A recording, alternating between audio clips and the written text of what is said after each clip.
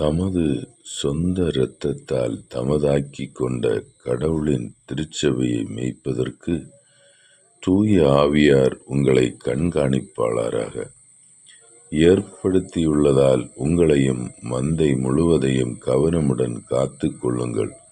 உங்களை விட்டு நான் சென்ற பின்பு கொடிய ஓநாய்கள் உங்களுக்குள் நுழையும் என்பது எனக்கு தெரியும்.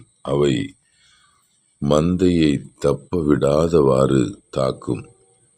உங்களிடமிருந்து சிலர் தோன்றி சீடர்களையும் தம்மிடம் திசை திருப்பும் அளவுக்கு உண்மையை திரித்து கூறுவர். எனவே விழிப்பாயிருங்கள்.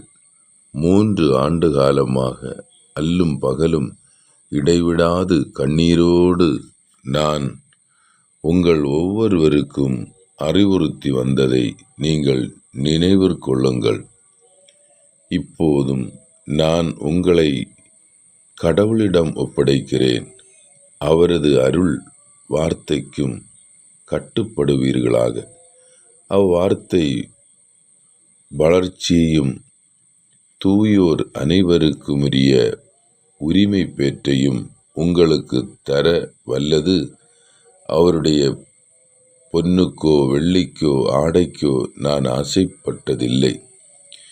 என்னுடைய தேவைகளுக்காகவும் என்னோடு இருந்தவர்களுடைய தேவைகளுக்காகவும் இந்த என் கைகளே உழைத்தன என்பதை நீங்கள் அறிவீர்கள். இவ்வாறு பாடுபட்டு உழைத்து நலிவுற்றோருக்கு துணை நிற்க வேண்டுமென்று அனைத்திலும் உங்களுக்கு வழிகாட்டினேன். அத்தோடு பெற்றுக்கொள்வதை விட கொடுத்தலே பேருடைமை என்று ஆண்டவர் இயேசு கூறியதை நினைவு கூறுங்கள் என்றும் கூறினேன்.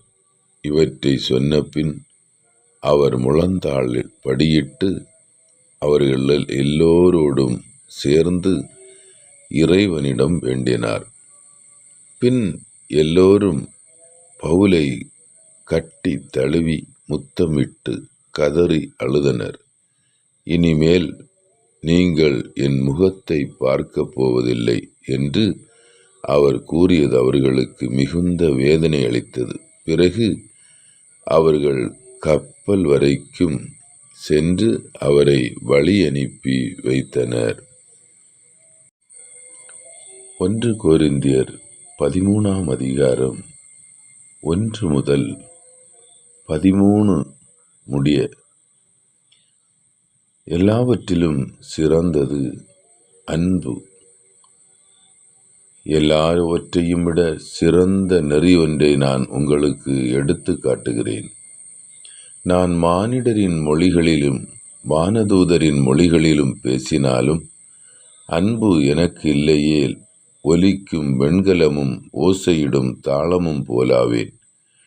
இறைவாக்கு உரைக்கும் ஆற்றல் எனக்கு இருப்பினும் மறைபொருள்கள் அனைத்தையும் அறிந்தவனாயிருப்பினும் அறிவெல்லாம் பெற்றிருப்பினும் மலைகளை இடம்பெயர செய்யும் அளவுக்கு நிறைந்த நம்பிக்கை கொண்டிருப்பினும் என்னிடம் அன்பு இல்லையேல் நான் ஒன்றுமில்லை. என் உடைமையை எல்லாம் நான் வாரி வழங்கினாலும் என் உடலையை சுட்டெரிப்பதற்கென ஒப்புவித்தாலும் என்னிடம் அன்பு இல்லையேல் எனக்கு பயன் ஒன்றுமில்லை. அன்பு பொறுமையுள்ளது, நன்மை செய்யும், பொறாமைப்படாது, தற்புகழ்ச்சி கொள்ளாது, இருமாப்பு அடையாது.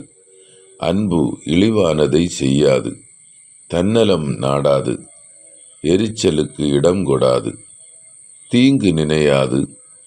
அன்பு தீவினையில் மகிழ்வுறாது, மாறாக உண்மையில் அது மகிழும். அன்பு அனைத்தையும் பொறுத்து கொள்ளும், அனைத்தையும் நம்பும், அனைத்தையும் எதிர்நோக்கி இருக்கும், அனைத்திலும் மன உறுதியாயிருக்கும். இறைவாக்குரைக்கும் கொடை ஒளிந்து போகும், பரவச பேச்சு பேசும் கொடையும் ஓய்ந்து போகும், அறிவும் அழிந்து போகும். ஆனால் அன்பு ஒருபோதும் அழியாது. ஏனெனில் நமது அறிவு அரைகுறையானது, நாம் அரைகுறையாகவே இறைவாக்கு உரைக்கிறோம். நிறைவானது வரும்போது அரை உரையானது ஒளிந்து போகும். நான் குழந்தையாயிருந்தபோது குழந்தையைப் போல பேசினேன். குழந்தையின் மனநிலையை பெற்றிருந்தேன். குழந்தையைப் போல எண்ணினேன். நான் பெரியவனான போது குழந்தைக்குரியவற்றை அறவே விட்டுவிட்டேன்.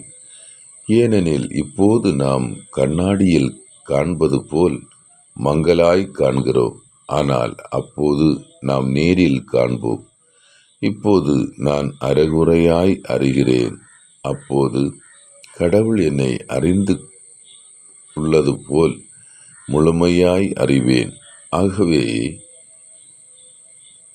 நம்பிக்கை, எதிர்நோக்கு, அன்பு ஆகிய மூன்றுமே நிலையாய் உள்ளன. இவற்றுள் அன்பே தலை சிறந்தது.